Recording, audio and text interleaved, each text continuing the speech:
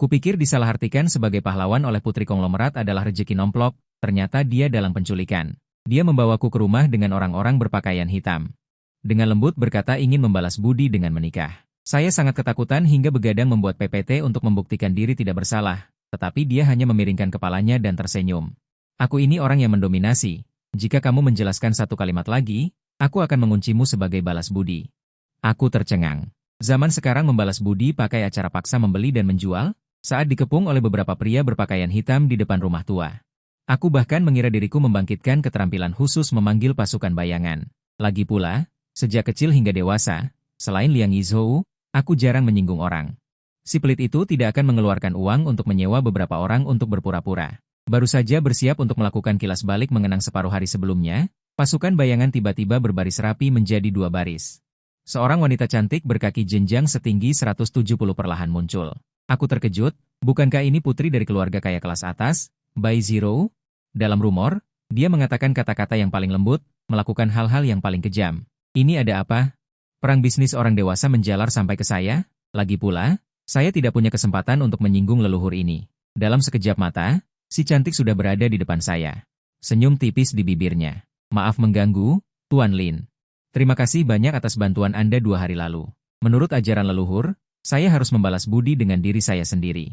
2 kalimat sederhana ini mengandung terlalu banyak ledakan. Otak saya tidak berfungsi untuk sementara waktu.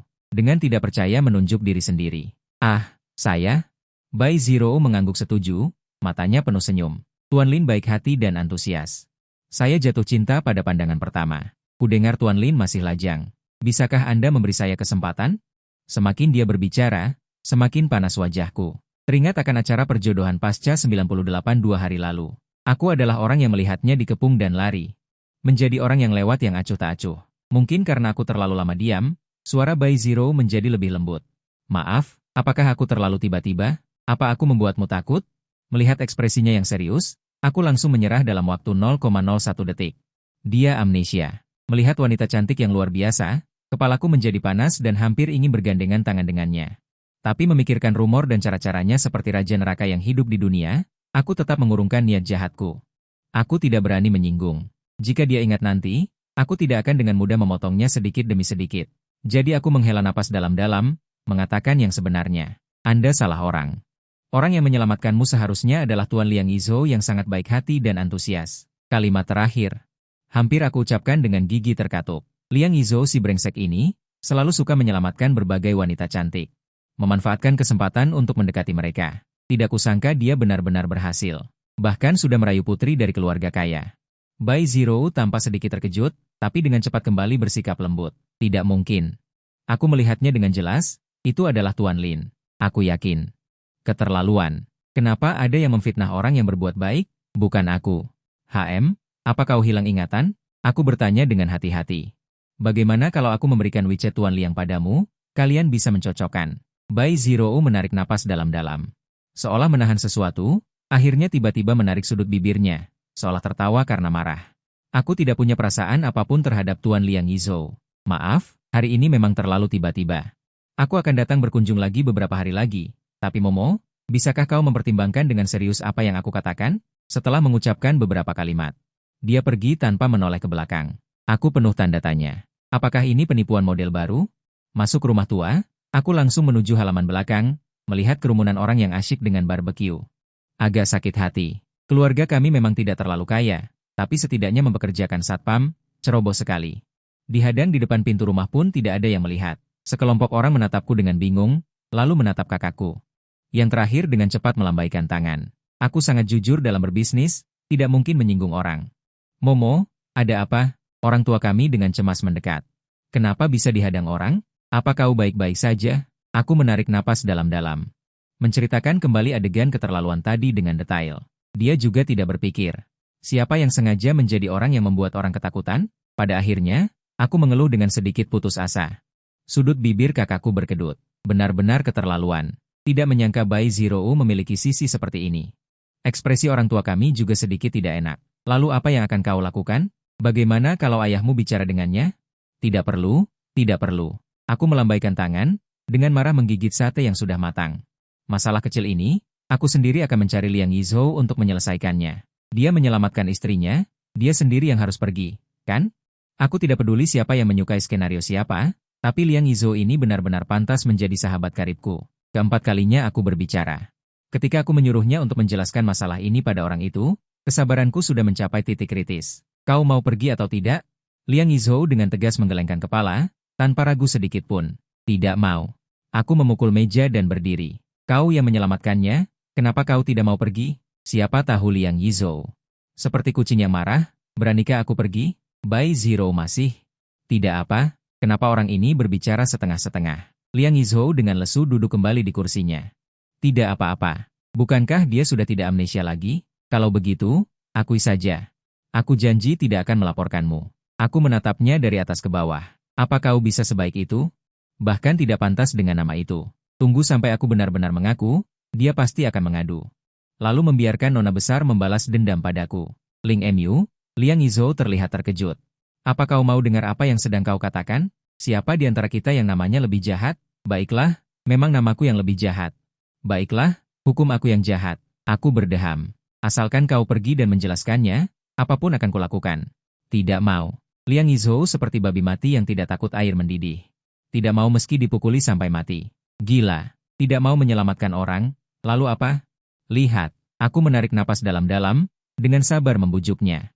Keluarga Bai sangat kaya. Jika kau mengaku, kau akan menjadi orang dari keluarga kaya papan atas. Dia juga cantik. Bukankah kau selalu menginginkan kecantikan demi ini? Sekarang ada kesempatan bagus. Siapa sangka Liang Yizhou tiba-tiba seperti melihat hantu. Dia menyatukan kedua tangannya dan terus memohon padaku. Kak, saudara, jangan cari aku, oke? Aku bersumpah tidak akan melaporkan. Beri anak ini jalan keluar. Setelah selesai berbicara, dia berlari secepat mungkin seolah ada yang mengejarnya dari belakang. Aku memasang wajah bingung. Menyelamatkan wanita cantik dari keluarga kaya dan membuatnya membalas budi dengan menikahi. Bukankah itu strateginya selama ini? Akhirnya berhasil. Ada apa lagi sekarang? Dia mengakui perbuatan baik seolah nyawanya terancam. Kecuali, di dalam sini sama sekali tidak ada hal baik. Aku meludah ke arah punggungnya. Kenapa dia menyeretku saat menyelamatkan orang? Demi secepatnya membersihkan kecurigaan bahwa aku menyelamatkan orang, aku berusaha sekuat tenaga mengumpulkan semua rekaman CCTV. Baru saja tiba di bawah gedung Baisi dan menjelaskan maksud kedatanganku kepada resepsionis, dia dengan lembut mengangkat tangannya memberi isyarat. Tuan Lin, selamat siang. Nona Bai sudah memberitahu, Anda bisa langsung naik ke atas. Silakan lewat sini. Kapan dia memberitahu? Bahkan belum 24 jam sejak dia menghadangku. Aku dengan berani mengikutinya. Di dalam lift, aku mengulang kembali dialogku. Benar-benar naik ke atas dan diantar oleh sekretaris ke depan pintu kantor gedung Baisi, aku masih tidak bisa menahan diri untuk merasa takut. Meskipun ini adalah keahlianku, tapi bagaimana jika pihak lawan tidak masuk akal? Namun, suara ketukan pintu yang tergesa-gesa menghentikan niatku untuk mundur. Sudahlah, sudah sampai sini. Aku dengan berani masuk ke dalam. Dalam hati, aku terus menyemangati diri sendiri. Diam-diam meletakkan dokumen di tangan si Lou, bangkit, dan memberi isyarat kepada sekretaris. Kirimkan secangkir susu hangat. Tidak perlu, aku terus melambaikan tangan. Itu, Bai Zong, si Lou melirik sekretaris. Orang itu dengan bijak keluar. Aku buru-buru mengeluarkan laptopku dan mencari PPT yang sudah aku buat. Di dalamnya tercatat secara detail jejak aktivitasku pada hari itu, serta bukti bahwa Liang Yizhou menyelamatkannya. Bahkan polisi pun akan memujiku karena telah melakukannya dengan baik. Hanya saja kamera pengawas di gang kecil itu rusak. Kalau tidak, aku pasti bisa menemukan bukti langsung bahwa Liang Yizhou menyelamatkanmu. Sambil membolak-balik, aku menjelaskan dengan sabar. Tidak memperhatikan bahwa ekspresi orang di sampingku semakin suram. Si Lou menatapku dan tiba-tiba berkata, melakukannya dengan sangat profesional, sungguh menyulitkanmu. Seharusnya. Mendengar persetujuannya, mataku berbinar dan aku melanjutkan. Jadi, sungguh bukan aku. Lihat halaman berikutnya. Saat pukul 8.38 malam ketika kamu dikepung, aku sedang. Belum selesai aku berbicara, dia memotong dengan kejam. Si Lou berkata dengan nada ringan, oh, aku tidak bersalah. Aku menatapnya dengan bingung. Ini dan saat aku menunggu lampu merah pukul 8.38. Berteriak, tidak ada urusanku dengan ini. Tidak peduli, dan tidak ada hubungannya denganku. Apa hubungannya? Si Lou tersenyum, matanya penuh dengan rasa ingin tahu. Aku berkata, aku tidak bersalah. Jadi, jika kamu berani membalik halaman lagi, aku akan menguncimu dan memaksamu untuk membalas budi. Bukan aku agak putus asa. Kamu bahkan belum melihatku belum selesai. Waktu menyelamatkanmu. Aku benar-benar curiga bahwa aku melakukan ini untuk membalas budi kepada Liang Yizhou. Bukti bisa dipalsukan, tapi mataku tidak akan. Silo bangkit. Mendekat. Napas hangatnya membuat telingaku terasa panas. Membuat begitu banyak halaman, kamu tidak merasa lelah? Tolong, siapa yang bisa memberitahuku apa yang sebenarnya terjadi malam itu? Apakah dia dipukuli sampai ingatannya kacau? Aku mundur setengah langkah, berdeham. Tapi, itu, Bai Zong, Hom, Silo memiringkan kepalanya, menyembunyikan senyum yang tak terurai di matanya. Aduh, otak cinta yang akan membalas budi dengan menikahi orang yang menyelamatkannya. Aku menghela napas dalam hati, menatapnya dan menggelengkan kepala. Anda benar-benar amnesia. Maksudku, haruskah Anda pergi dan memeriksa lagi? Melakukan pemeriksaan kepala atau apapun? Bai Zero menatapku, ujung matanya terangkat. Tatapan itu membuatku merasa cemas tanpa alasan. Sepertinya Momo memang suka dikurung. Mengapa para nona kaya ini suka mengancam orang? Apakah ada KPI tertentu? Aku takut dia benar-benar membawaku ke tempat yang tidak ada hiburannya sama sekali. Mengurungku di hutan belantara yang dalam. Aku mencoba berdebat dengannya. Lihat, Nona Bai. Bahkan jika aku menyelamatkanmu, ada banyak cara untuk membalas budi, kan? Tidak perlu menikah denganku.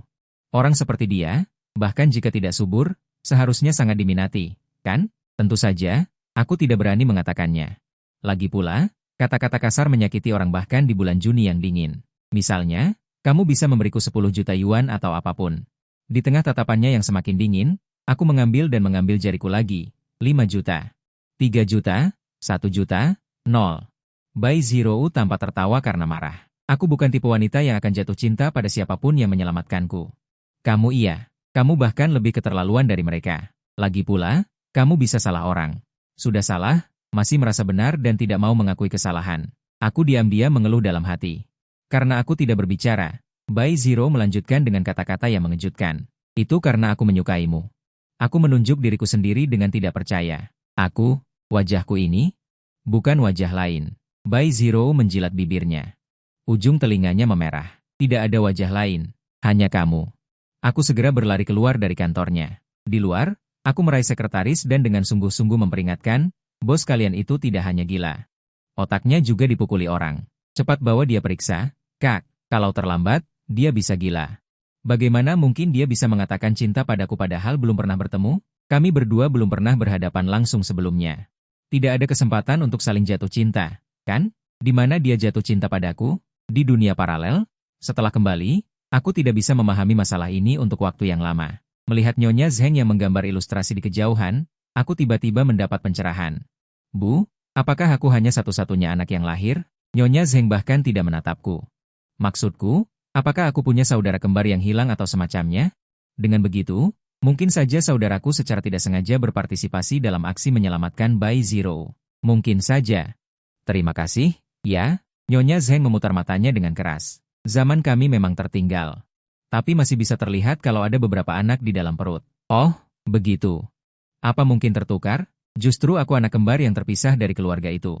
Begitu kata-kata itu selesai diucapkan, Ibu Zheng menaruh barang-barangnya di atas meja dengan kasar, hampir menggertakkan gigi.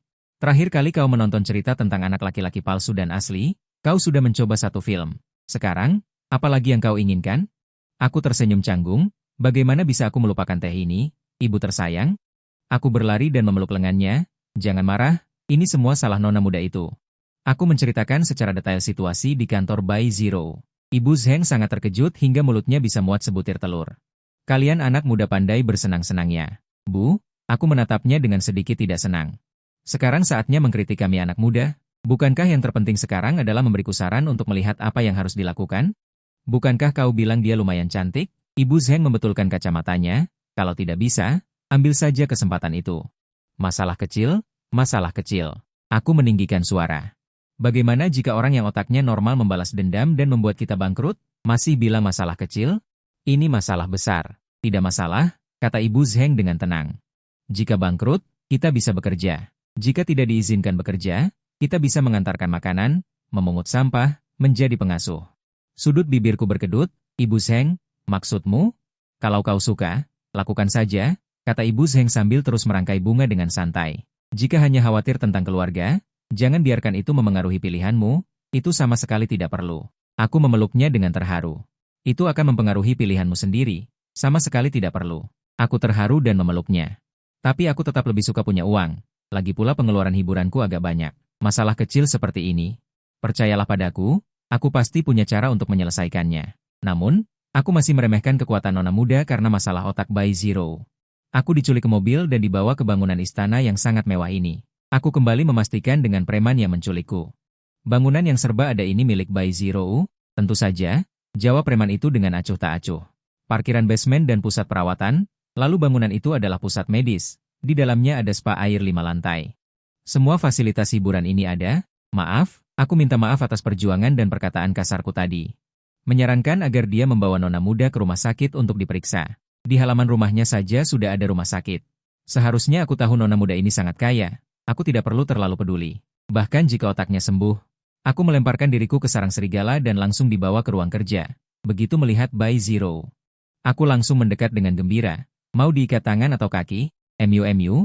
Bai Zero menatapku dengan ekspresi rumit. Trik apa lagi yang sedang kau mainkan? Tidak ada kok. Aku masih melihat sekeliling. Melihat ke arahnya, kalau diikat jadi susah bergerak. Di sini ada alat pengaman kaki elektronik atau semacamnya? Bai Zero menghela napas. Tidak akan. Aku tidak akan melakukan hal seperti itu padamu. Jangan. Aku buru-buru menarik lengannya untuk menunjukkan ketulusanku. Pakai satu biar semuanya tenang.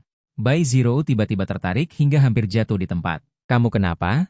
Aku tidak pernah melepaskan tanganku, menatapnya dengan bingung, cuma narik lengan sedikit. Kok? Masa sampai bikin ligamen robek? Sayang, suaranya agak bergetar. Suruh kepala pelayan mengantarmu istirahat dulu. Nanti kita bicara lagi ya. Aku mengikuti orang itu keluar dengan sedikit lesu. Hampir sampai di pintu, aku benar-benar tidak tahan untuk bertanya. Itu, tadi aku menarik lenganmu sampai rusak ya? Bai Zero membelakangiku, suaranya tergesa-gesa. Tidak. Jangan berpikir yang aneh-aneh. Setelah mengikuti kepala pelayan cukup jauh, aku tiba-tiba teringat sesuatu. Memintanya menungguku di tempat, aku buru-buru berlari kembali. Presiden Bai, bisakah kalian? Saat pintu didorong terbuka, giliran aku yang terpaku di tempat. Apa? Dengan cepat aku menutup pintu, berbalik dan berlari kembali ke sisi kepala pelayan. Tuan Lin, kenapa wajah Anda merah sekali? Apakah Anda alergi terhadap sesuatu? Alergi terhadap hal-hal yang tidak pantas untuk anak kecil dari bosmu. Aku meratap dalam hati, ahahaha. Tidak, aku mengangkat tanganku dan mengipasi wajahku, mungkin tadi sedikit kepanasan karena berlari. Haha. Setelah sampai di kamar dan menutup pintu, aku mengamuk tanpa daya ke udara. Tidak mungkin. Aku cuma menarik lengannya sedikit, kenapa orang ini begitu mesum? Belum pernah pegangan tangan dengan cowok ya? Ya Tuhan. Setelah sekian lama, Bai Zero baru datang. Setelah membuka pintu dan melihatnya, aku bertanya dengan wajah merah dan telinga panas, kenapa bisa begini? Suara wanita itu membawa sedikit nada serak yang belum hilang. Maaf. Sungguh tidak bisa mengendalikan diri. Kadang aku benar-benar ingin belajar sedikit. Menekan titik akupuntur orang lain, ini bisa menghindari banyak situasi memalukan. Kenapa dia yang melakukan semuanya? Akulah yang merasa malu dan marah. Aku menarik napas dalam-dalam, baru saja akan mengatakan sesuatu. Bai Zero berusaha keras untuk menyenangkan. Aku menunduk dan berbicara dengan nada pengecut.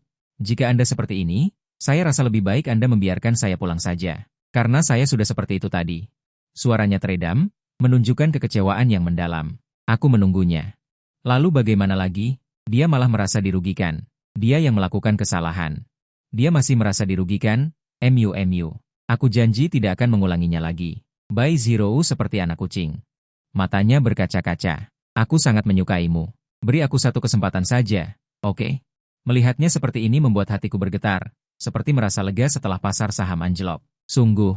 Baiklah. Dia mengangguk dengan sungguh-sungguh, menjamin. Bisakah kita memanggil teknisi itu ke sini? Pijatannya sangat enak. Aku dengan bersemangat membuka ponselku dan menunjukkannya ke wajahnya. Bai Zero sedikit terkejut, lalu dengan sangat murah hati menyetujui. Oke. Juga pelatih biliar ini, adik kecil ini juga lumayan. Bisakah kamu memanggil mereka ke sini? Bai Zero berkata dengan suara rendah. Bisa. MU bisa mendapatkan apapun yang dia inginkan. Kamu yakin dikurung oleh nona muda? Gu Zihao melihat-lihat lingkaran pertemananku. Bisa bermain ponsel lagi. Bisa menikmati berbagai proyek hiburan. Dikurung? Sungguh? Aku menikmati wallpaper yang baru diganti. Di istana ini, semuanya ada. Ingin melakukan apa saja, tinggal berjalan beberapa langkah. Alis Gu Zihao semakin berkerut. Sulit dipercaya. Benar-benar dunia orang kaya. Aku bahkan tidak bisa membayangkannya. Aku mengangguk setuju. Jadi, apa yang akan kamu lakukan dengan Bai Zero?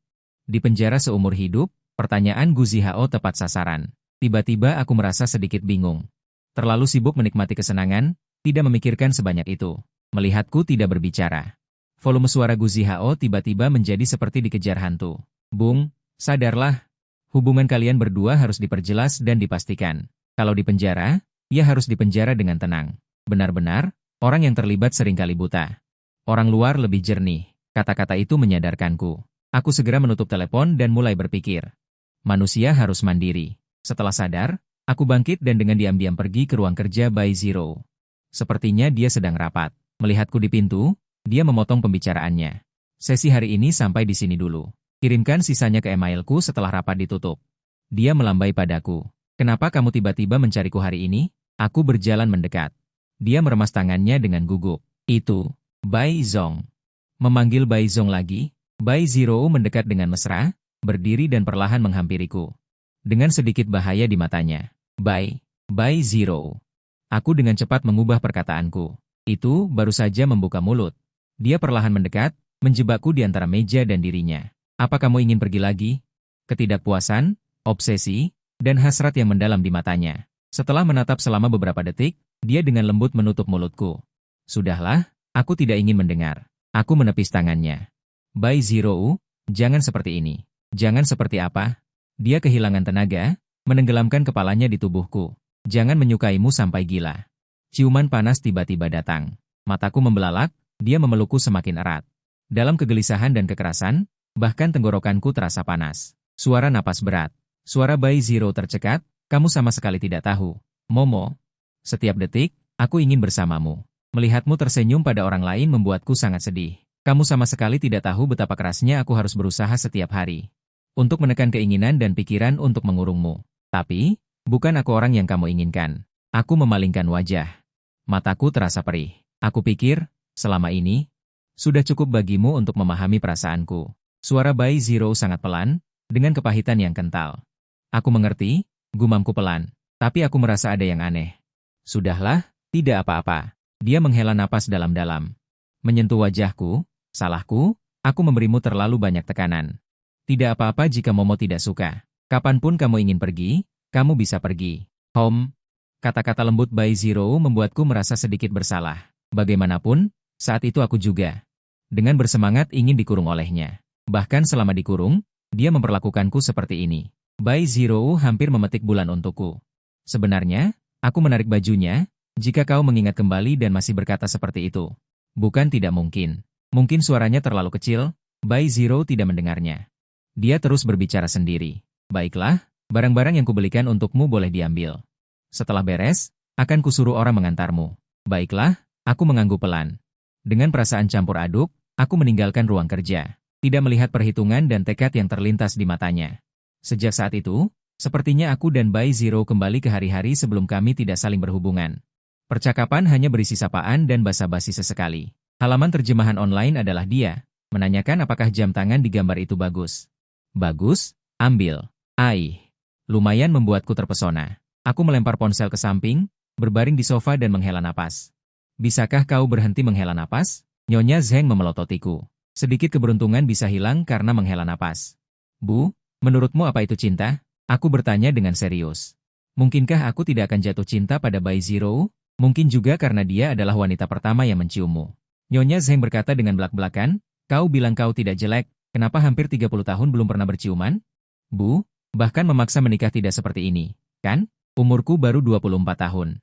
Benar-benar tidak bisa berkata-kata. Bukankah rumah seharusnya menjadi pelabuhan yang hangat? Kenapa aku selalu merasakan niat buruk dan menyakitkan di bulan Juni yang dingin? Tidak apa-apa. Jika kau tidak yakin dengan perasaanmu, berinteraksilah lebih banyak dengan gadis-gadis. Mungkin karena menyadari bahwa jika dia sendiri yang mengatakannya akan terlalu menyakitkan, Nyonya Zheng menepuk punggungku untuk menghibur. Gadis yang kau temui sebelumnya terlalu sedikit. Aku sangat tersentuh, terima kasih ibu. Tapi, menyembunyikan lelucon di wajahku, aku memutar mata. Aku tidak akan tertipu. Jangan harap bisa menipuku untuk kencan buta. Soal cinta ini, terkadang jangan terlalu mendengarkan pendapat orang lain. Harus merasakannya sendiri perlahan. Tentu saja, kecuali otak cinta. Otak cinta perlu dibangunkan, dipukul, dan dimarahi. Misalnya, Liang Yizhou. Aku tidak pernah menyangka bahwa dalam waktu sesingkat ini tidak bertemu dengannya, dia benar-benar berubah seperti orang lain. Beberapa hari yang lalu dia masih tidak mengaku. Orang yang menjebakku untuk menyelamatkan nona besar. Sekarang matanya bengkak seperti bak pao. Tuan muda arogan dan sombong itu, sekarang malah dilukai oleh seorang mahasiswi sampai harus pergi ke luar negeri. Apa pendapatmu? Aku melipat tangan dan menoleh ke seberang. Dia melukai hatimu dengan teman masa kecilnya. Kenapa kamu harus pergi ke luar negeri? Lalu, apa lagi? Liang Yizhou menangis terseduh-seduh. Apa aku harus membiarkan orang lain pergi ke luar negeri? Aku tidak rela mereka senang. Aku dan Gu Zihao saling bertukar pandang. Apakah harus ada yang pergi ke luar negeri? Kamu ingin merasakan suasana mengejar cinta yang hilang? Aku bisa mengerti, tapi di dunia ini ada banyak wanita, kan? Gu Zihao menasihati dengan lembut. Lagi pula, kalian tidak lama bersama.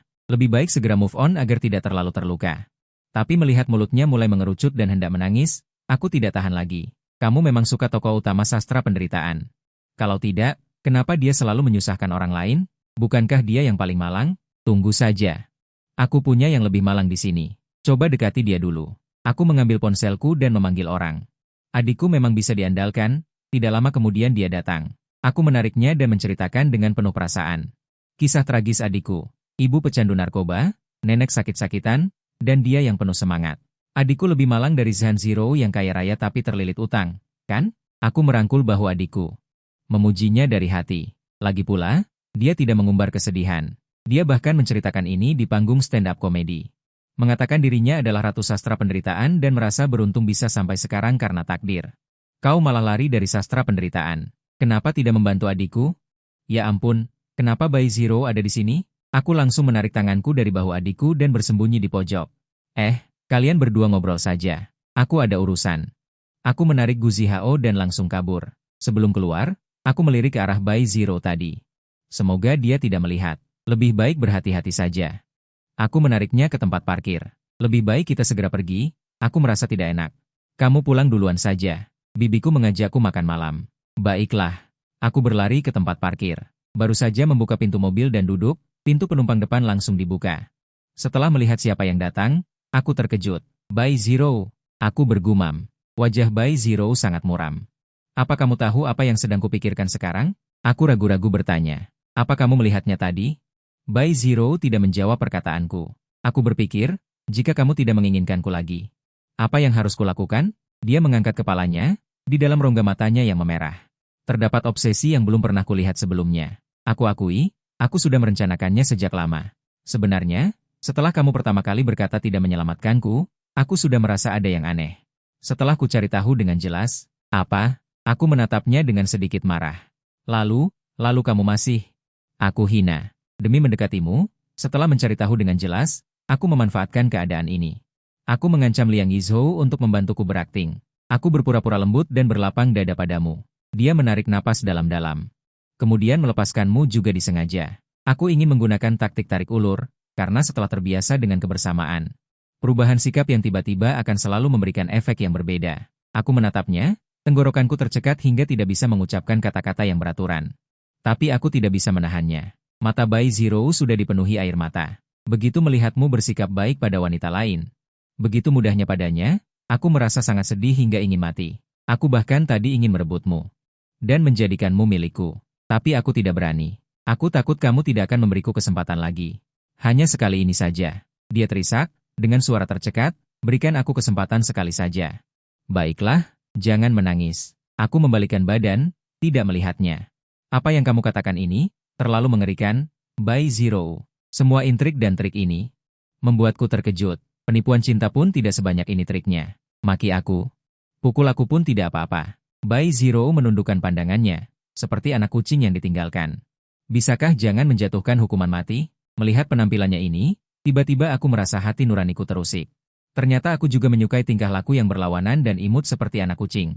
Dia hanyalah seorang adik perempuan. Aku menundukkan kepala.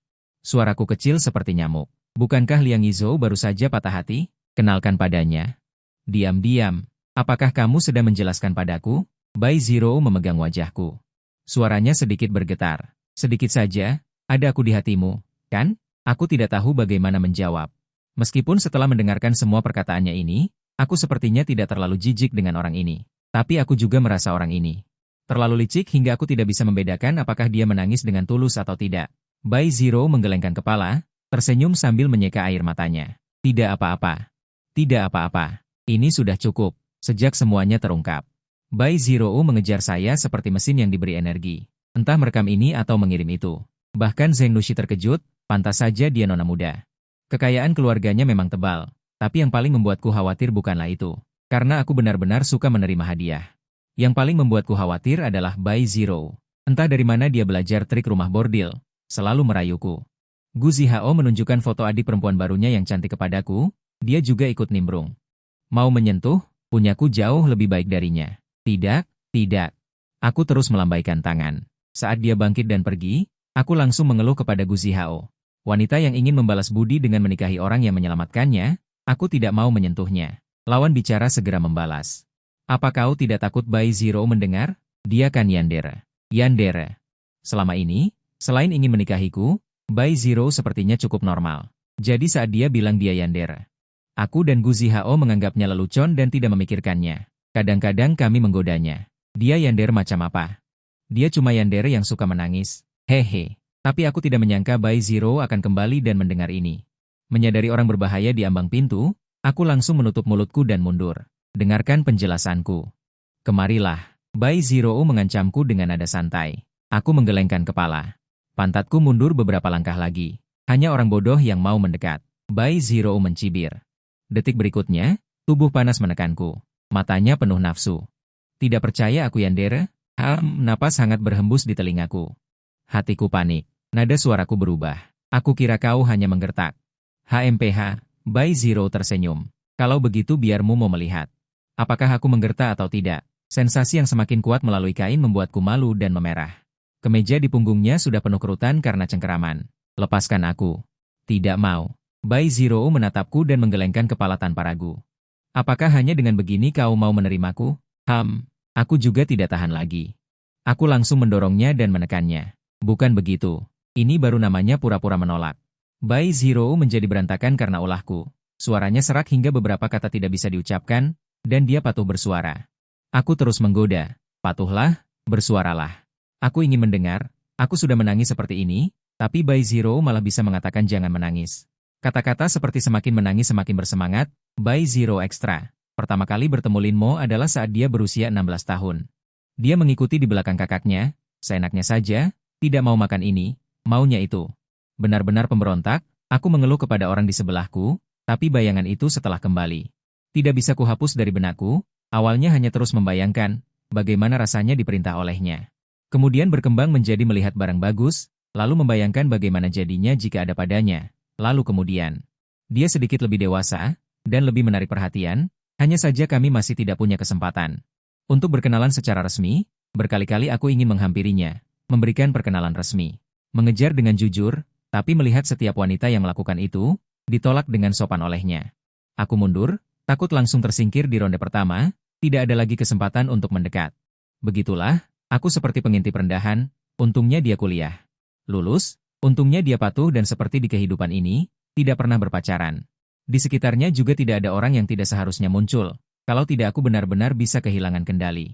Di usia 24 tahun, dia menghadiri pernikahan teman di lingkaran itu, menatap penyesalan di atas punggung serigala setengah. Aku terus berada di kejauhan seperti ini, mungkin akan kehilangannya selamanya, jadi aku merancang sebuah sandiwara dengan cermat. Sebuah sandiwara yang bisa membuatnya memperhatikanku, tapi aku benar-benar tidak menyangka nenek moyang ini, benar-benar tidak tahu apa yang terjadi di luar sana. Aku menunggu lama di gang, malah bertemu dengan musuh bebuyutannya, aku menggertakkan gigi dan memerintahkan untuk mengantarnya pulang. Dan memperingatkannya untuk tidak mengakui bahwa dia menyelamatkanku, terutama di depan Momo, kau menyukai Lin Mo ya.